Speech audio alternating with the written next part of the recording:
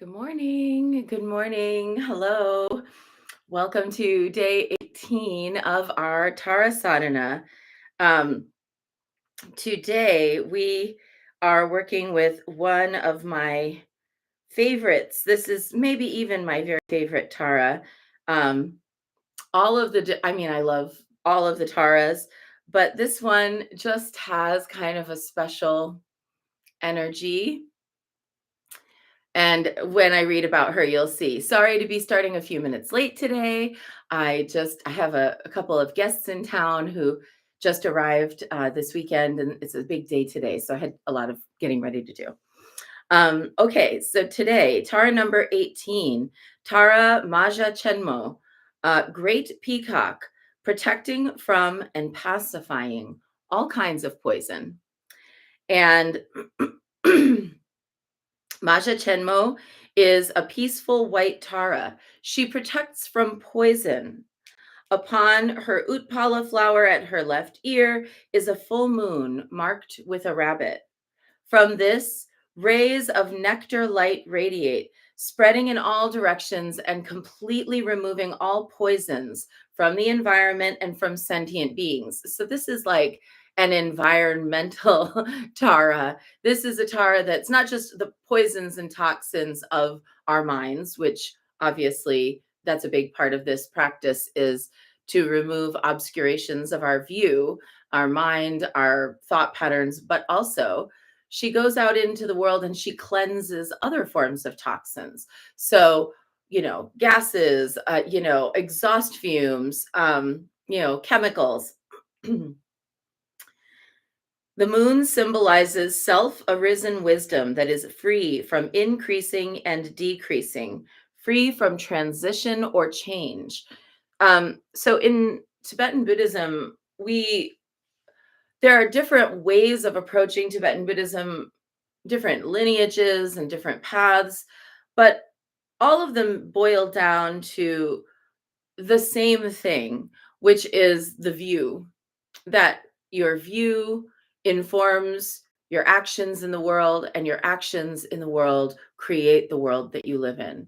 And while there are always things that are beyond our control, the things that we obviously have no say in, the cause, we don't cause, we don't make that happen. Nonetheless, realistically, the small world that we live in is of our own creation.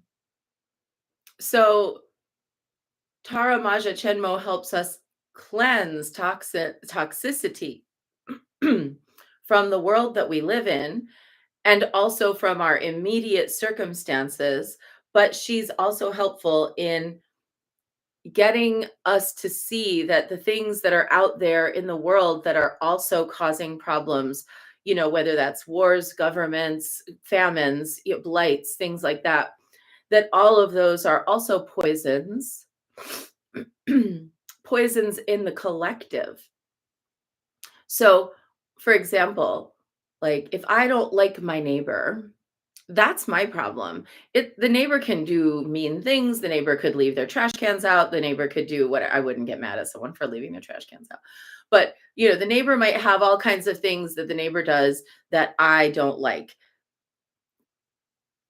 Regardless of whether the neighbor is doing what I want them to do or not, my choice not to like them causes me suffering every single time I indulge that feeling.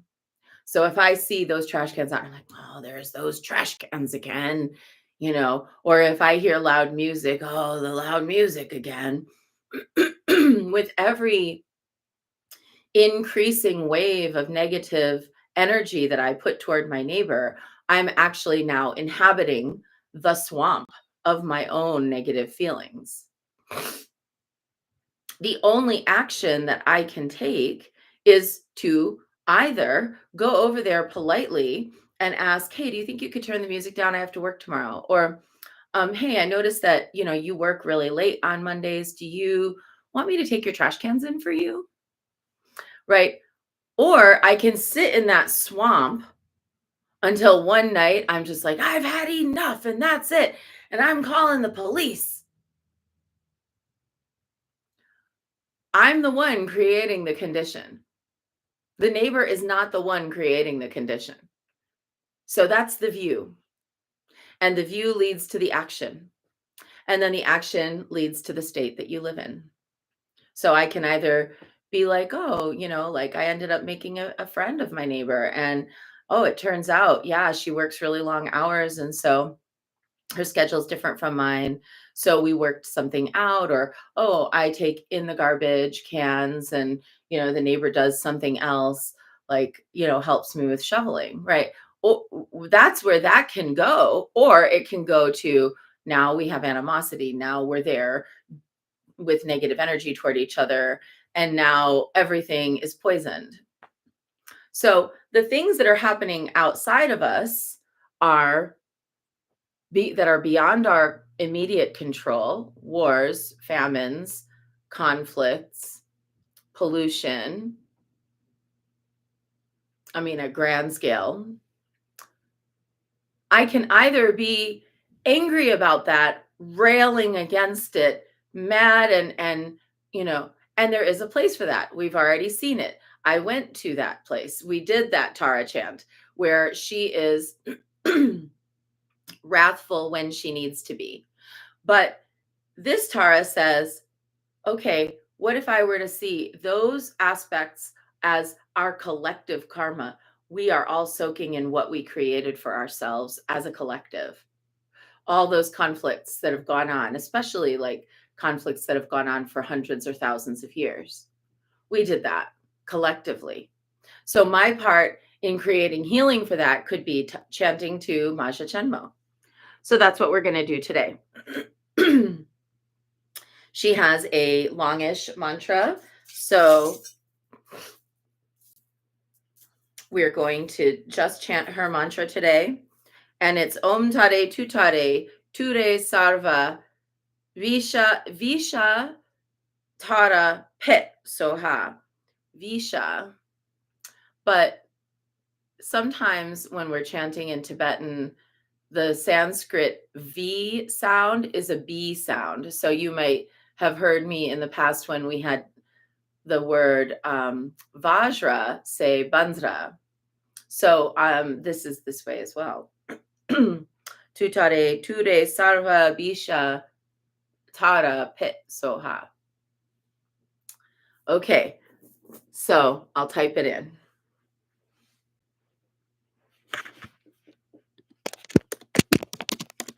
Om Tare Tutare Ture Sarva Vishatara Pet Soha. There we go. Okay. So let's take a moment. We're envisioning Tara Maja Chenmo rising up. There's Mount Shasta. Beneath Mount Shasta, the primordial forest, the huge Lake Siskiyou, arising from the lake, an enormous lotus. Upon the lotus, the syllable Tam springs into life. Tara Maja Chenmo, white in color, sitting on her lotus throne, radiating peacock light in all directions, a full moon on her Utpala flower with the sign of the rabbit. Gentleness, life, fertility, the natural wisdom awareness that we do have that never goes away, even when we're in difficult conditions. And we're calling her in and we're asking her to dwell within us so that we make the kind of decisions that are helpful rather than harmful. Om Tare Tutare Ture Sarva Bisha Tara Pet Soha. Om Tare Tutare Ture Sarva Bisha Tara Pet Soha. Om Tare Tutare Ture Sarva Bisha Tara Pet Soha. Om Tare Tutare Ture Sarva Bisha Tara Pet Soha. Om Tare Tutare Ture Sarva Bisha Tara Pet Soha.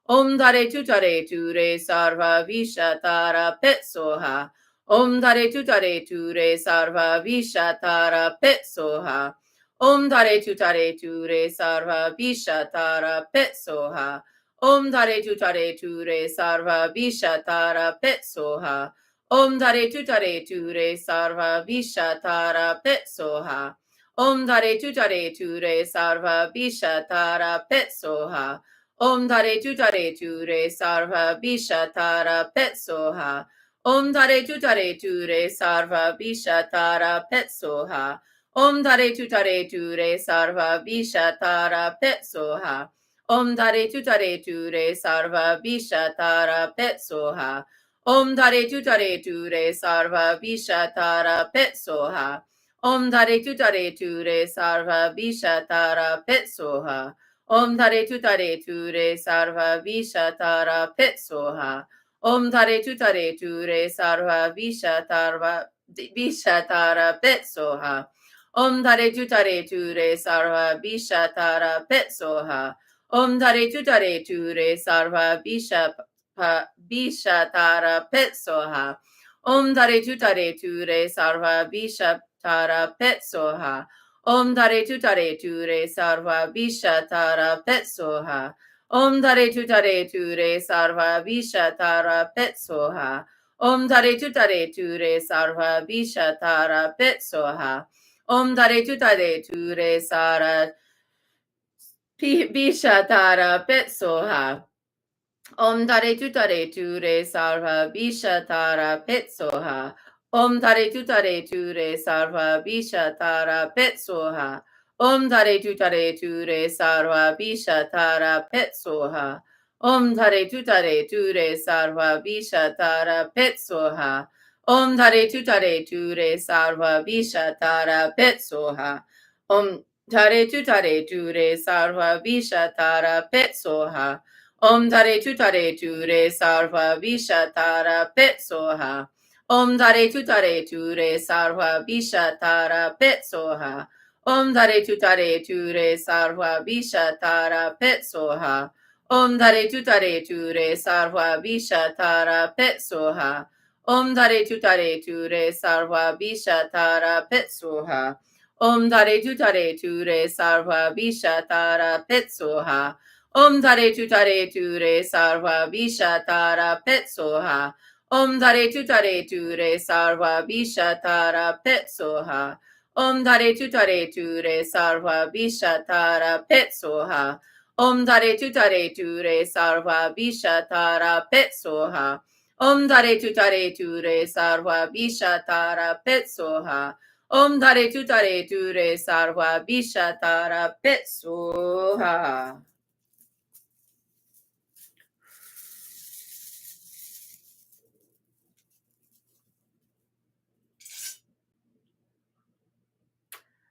And let's dedicate the merit. May the merit of this practice and all of my activities be of endless benefit to all beings in all realms, beginningless and continuous. May all obstacles be overcome and sufferings cease at the sound of liberation. May all beings be free from suffering and its causes. May all beings have happiness and its causes. May we carry the essence of Tara Maja Chenmo in our hearts. Om Tare Tutare Ture Sarva Bisha Tara Pet Soha. Number 18. We just have 19, 20, and 21. So we will be back tomorrow with number 19. And number 19 is, let's see here, is Tara Ducarmo. She is the invincible queen of the white umbrella who dispels conflicts and bad dreams. See you there. See you then. Bye.